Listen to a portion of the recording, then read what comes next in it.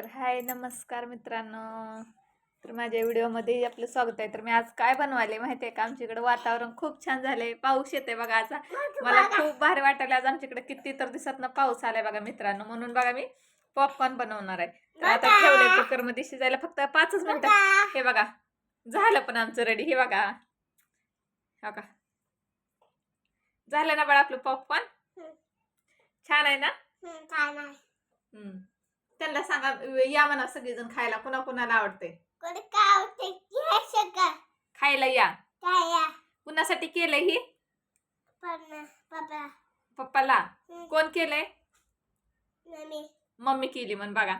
तर आमच्या इकडे ना आज पाऊस येत आहे, वातावरण पण खूप छान झालंय बघा. तर बघा पाऊस आलाय म्हणून आमचे पिलू मोरया म्हणते.